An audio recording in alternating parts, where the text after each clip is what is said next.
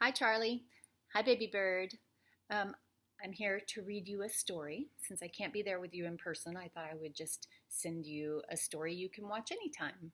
This is the story, the true story of the Three Little Pigs by A. Wolfe, as told to Jon Scieszka and illustrated by Lane Smith.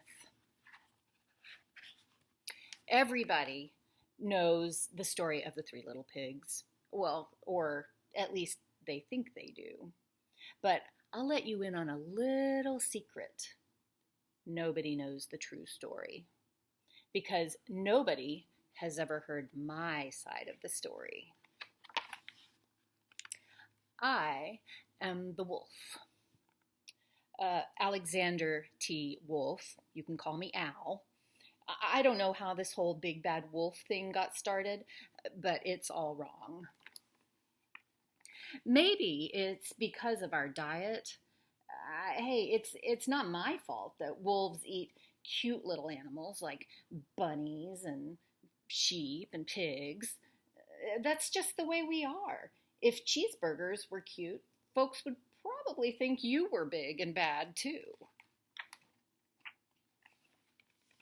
But like I was saying, this whole big bad wolf thing is all wrong. The real story is about a sneeze and a cup of sugar. This is the real story.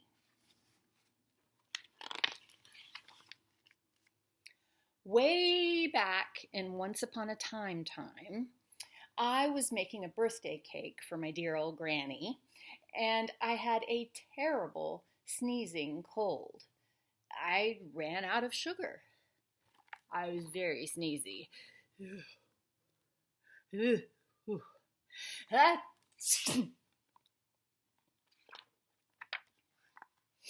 So I walked down the street to ask my neighbor for a cup of sugar. Way down the street. Now, this neighbor was a pig, and he wasn't too bright either. He had built his whole house out of straw. Can you believe it? I mean, who in his right mind would build a house of straw? So, of course, the minute I knocked on the door, it fell right in. And I didn't want to just walk into someone else's house, so I called, "Little pig, oh, little pig. Little pig, are you in?" No answer. I was just about to go home without the cup of sugar for my dear old granny's birthday cake, and that's when my nose started to itch. I felt a I felt a I felt a sneeze coming on. And well, I huffed and I snuffed and I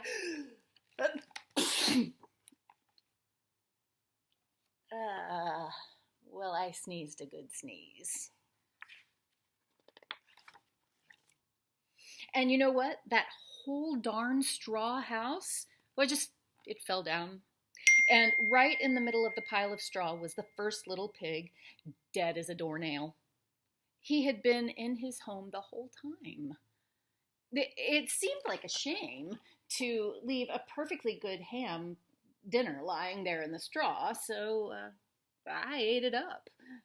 Think of it as a big old cheeseburger just lying there.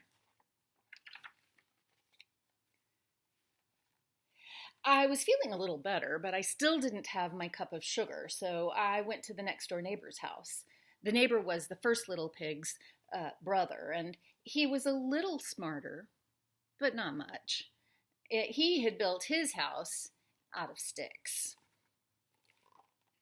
I rang the bell and on the stick house, and nobody answered.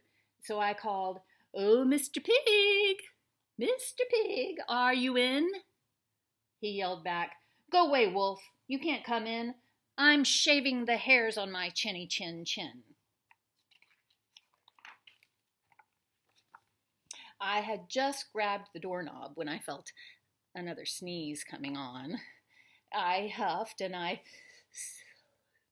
snuffed, and I tried to cover my mouth, but I sneezed a great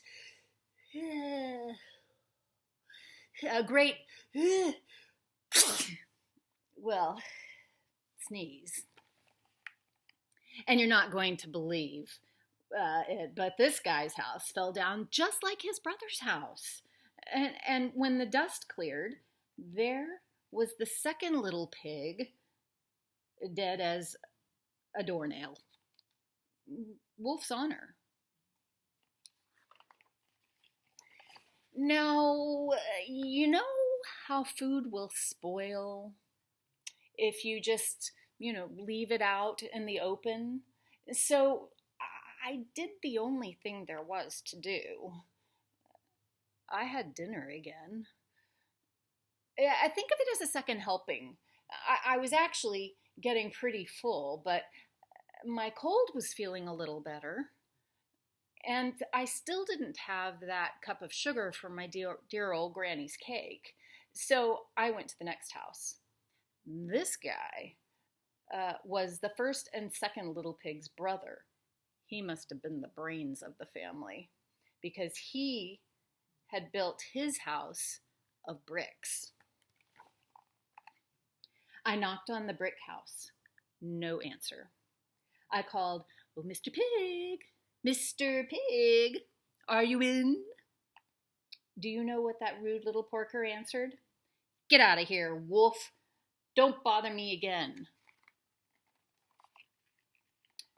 Talk about impolite. He probably had a whole sack full of sugar, and he wouldn't give me even one little cup for my dear sweet old granny's birthday cake. What a pig. I was just about to go home and maybe make a nice birthday card instead of a cake when I felt my cold coming on.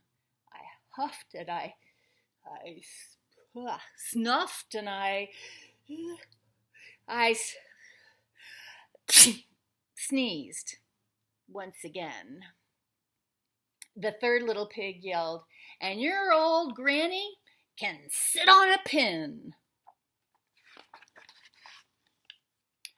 Now, I'm usually a pretty calm fellow, but when somebody talks about my granny like that, I go a little crazy. When the cops drove up, of course, I was trying to break down this pig's door. And the whole time I was huffing and puffing and sneezing and making a real scene. You see him there, sneezing? The rest, as they say, is history. The news reporters found out about the two pigs I had for dinner. They figured a sick guy going to borrow a cup of sugar didn't sound very exciting. So they jazzed up the story with all of that huff and puff and blow your house down. And they made me the big bad wolf. That's it. That's the real story. I was framed.